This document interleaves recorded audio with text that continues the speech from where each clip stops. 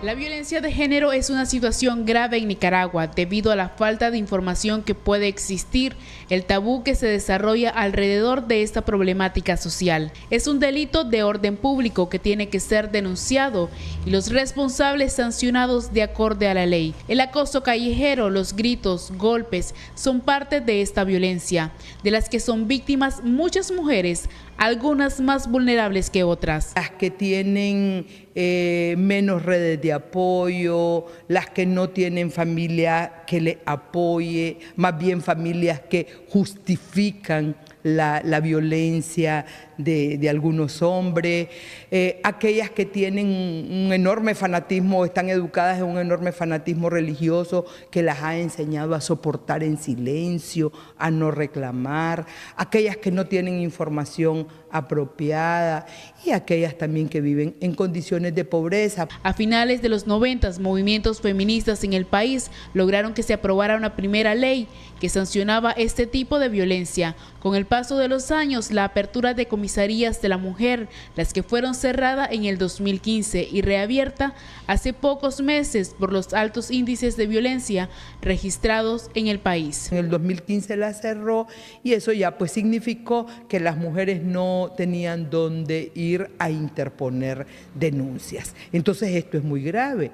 Ahora en plena crisis y con una Policía Nacional acusada de cometer crímenes y de violar derechos humanos y además sancionada, pues es muy difícil pensar que esta promesa de reapertura va a tener un impacto significativo. Todo indicio de agresión debe ser denunciado ante las entidades correspondientes.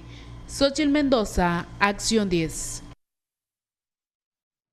Gracias, Xochitl, por esa información. Y es que precisamente el día de ayer la vicepresidenta de Nicaragua anunciaba con bombos y platillos la reapertura de comisarías de la mujer, esto en los municipios de Ciudad Santino y San Rafael del Sur. Como mirábamos en la nota, prácticamente fueron 5 años los que estuvieron cerradas estas comisarías, pero ¿qué dejaron? Vamos a conversar a fondo sobre este tema con Elia Palacios de la Asociación de Mujeres Azoyacal. Bienvenida. Gracias por permitirnos estar en este segmento. Realmente las comisarías de la mujer y la niñez nunca debieron de haber sido cerradas. ¿Qué pretendía el gobierno al cerrar estas comisarías? Invisibilizar la problemática, como se ha venido haciendo. Es decir, porque no solamente fue el cierre de las comisarías de la mujer y la niñez, mismas que en los años 90, en el 96, por ejemplo, que fueron que tuvieron un auge muy importante porque justamente se reconoció en aquellos momentos la importancia de tener este departamento especializado, donde hubiera un personal especializado que brindara a las mujeres atención oportuna y de calidad y que fueran mujeres, ¿verdad?, las que atendieran a otras compañeras, a las niñas víctimas de abuso sexual, a las adolescentes, a las mujeres víctimas de violencia de pareja. Sin embargo, en el 2015, ¿verdad?, justamente se dio ese cierre silencioso, porque nunca hubo un posicionamiento claro de por qué se estaban cerrando. Simplemente las mujeres acudían a la policía y no les brindaban pues esa atención. Inclusive se cerraron las oficinas destinadas para esto y los casos empezaron a asumirlos lo que fue auxilio judicial.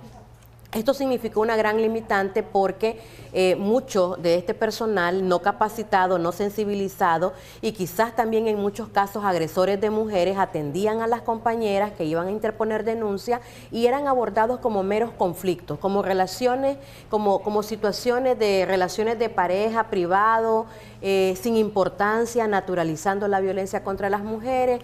Unos casos los llevaban a mediación, otros casos ahí mismo los resolvían sin ni siquiera el documento de la mediación. En fin, ambas cosas no estaban bien porque sabemos que esto vulnera los derechos de las mujeres y que las pone en total indefensión. Es más, muchísimos de los casos de femicidios han ocurrido por el tema de la mediación. La mediación solamente cabe cuando estás en una relación de igual, pero en una relación desigual de poder, en la que te pone enfrente a tu agresor, al que seguramente te ha amenazado, te ha dicho que te va a matar, te ha torturado, te ha golpeado, ha venido una situación sistemática de violencia, ¿cómo vos vas a estar frente a ese agresor? ¿En qué posición de igualdad vas a estar?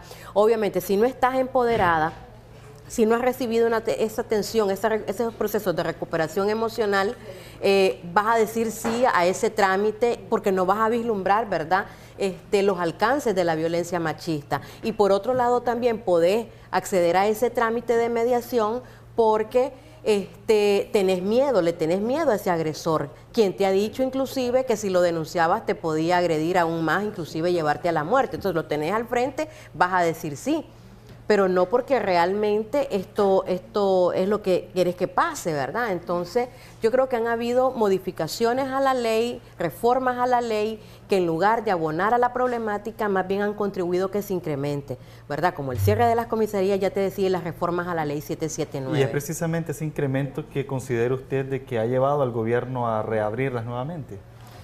Ha sido la presión, ¿verdad?, del movimiento amplio de mujeres, realmente el alto índice de la violencia, la presión que hemos tenido de las organizaciones, porque obviamente esto no iba a abonar nunca.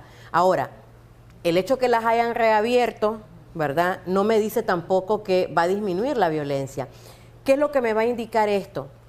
Esa atención que vayan a hacer, que se vaya a garantizar dentro de la comisaría, la desnaturalización de la violencia contra las mujeres, la visibilización de la problemática. Esto tendría que pasar nuevamente por una reforma también a la ley nuevamente, es decir, volverla a su estado inicial. ¿Qué quiero decir con esto? Que se reconozca el femicidio también en el ámbito público, que se reconozca la violencia en todas sus expresiones y en todos los ámbitos, porque a vos te matan o a una la matan, ¿verdad?, por el hecho de ser mujer. Abusan de tus cuerpos, disponen de tus cuerpos por el hecho de ser mujer. Hemos visto el alto incremento, por ejemplo, de violencia sexual también.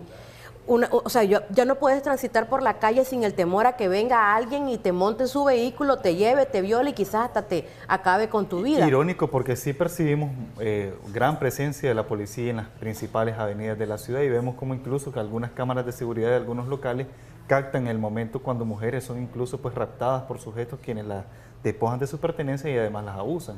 Así es que claramente, por eso yo te decía, una infraestructura a mí no me dice que eso va a ser sinónimo de acceso a la justicia por parte de las mujeres. Cantidad de policías en las calles tampoco me va a decir seguridad para las mujeres. O sea, lo que me va a dar a mí esa seguridad es la respuesta efectiva por parte de las autoridades. O sea, que yo vea realmente que esto está disminuyendo porque le estoy brindando atención. Pero... Elia, vamos a darle pase a una llamada telefónica. Muy buenos días. ¿Con quién tenemos el gusto y sobre qué desea opinar? Hola. Sí, buenos días, ¿le escuchamos? Sí, quería participar porque está... Adelante. Ya. Sí, ¿le escuchamos? ¿Está al aire? Represión, nosotros los panistas lo tenemos, que hay comandantes para donde le duele a quien le duele, hermano. Gracias. Bueno, está haciendo un aporte meramente político y sobre esto quería hablar, porque vimos prácticamente cómo en ciudades se manifestaron masivamente mujeres, como en el caso de México, en el caso de Chile, en Nicaragua. Las mujeres no pudieron manifestarse, al menos de parte de aquellas que están aglutinadas en movimientos feministas o algunas otras organizaciones. Sin embargo, sí, las que pertenecen a partidos de gobierno sí salieron a manifestarse según ellos, porque en Nicaragua se respeta el derecho a las mujeres. Sin embargo, vimos cómo principalmente en el movimiento La Corriente, donde mujeres incluso quisieron salir a la acera de esas oficinas, la policía prácticamente arremetió contra ellos y ni siquiera les permitió salir. Sí, lamentablemente, ¿verdad? Eso es otra situación que hemos enfrentado las organizaciones de mujeres también desde hace como 5 años. Tenemos como 5 años aproximadamente que prácticamente se nos limita el acceso a la movilización, ¿verdad? Y eso estaba haciendo yo remembranza justamente con las compañeras, ¿verdad?, de la organización, de que, o sea, este tipo de actitudes, en lugar inclusive pues de abonar a la lucha por los derechos de las mujeres, más bien daña, ¿no? Daña porque no te permite, ¿no?, expresarte, no te permite reclamar, que ese es un derecho, ¿verdad?, el que yo pueda decir que a las mujeres nos están matando, que a las mujeres nos están violando. O sea, es mi derecho poder decirlo. Y esto, como te digo, pues ya prácticamente llevamos 5 años en que no podemos hacerlo, ¿verdad? Y yo creo que esto también visibiliza la falta de respuesta del Estado, pues porque en todos los estados de todos los países, inclusive le guste o no le guste, ¿verdad?, escuchar que se denuncie, ¿verdad?, las violaciones a los derechos humanos de las niñas, de las adolescentes y de las mujeres. Sin embargo, pues lo dejan, ¿no? Entonces creo que tiene que haber una voluntad política clara, ¿verdad?, que permita que puedas denunciar, pero que también estas denuncias sean recogidas y se les dé una respuesta debida, ¿verdad? Porque si yo digo a las mujeres, a las niñas las están violando, las están embarazando producto de la violencia sexual, también a esto me quiero referir. Recordemos que el año pasado, por ejemplo, hubieron más de 4,000 peritajes vinculados a la violencia sexual en niñas, en adolescentes. Y también, de acuerdo a estudios que se han hecho, aproximadamente 1.600 niñas son embarazadas producto de violación. Ahora, entonces, también esto obedece a la falta de atención, ¿verdad?, a la problemática de la violencia contra las niñas, adolescentes y mujeres. Ahora, y es importante de que las adolescentes o cualquier mujer que está sufriendo acoso comente a sus círculos, porque vimos el caso reciente de una joven en Buaco donde un sujeto de 45 años a una adolescente pues la acosaba prácticamente y llegó al extremo de asesinarla. Así es, porque claro, o sea, como no me haces caso, entonces vengo y dispongo sobre tu vida, o sea, con aquella frase de los agresores o mío de nadie. Y entonces, claro, o sea, estamos viendo una relación desigual de poder, una niña prácticamente, una adolescente de 15 años, donde este hombre tiene 42, 45 años se decía, pero que se sentía, ¿verdad?, con ese derecho, y como claramente pues la adolescente no quería nada, entonces la mató. Que eso es lo que decimos, el femicidio debe de ser visibilizado en el ámbito privado y en el ámbito público. ¿Por qué te matan por ser mujer? Ese odio, ese menosprecio al cuerpo de las mujeres y el quererse o el sentirse con ese derecho de disponer sobre él. Bueno, muchas gracias, Elia Palacio. Se nos ha acabado el tiempo, pues, y el llamado a todas las mujeres que están siendo víctimas de violencia que denuncien y recurran ante las autoridades correspondientes. De esta manera, pues, finalizamos esta entrevista y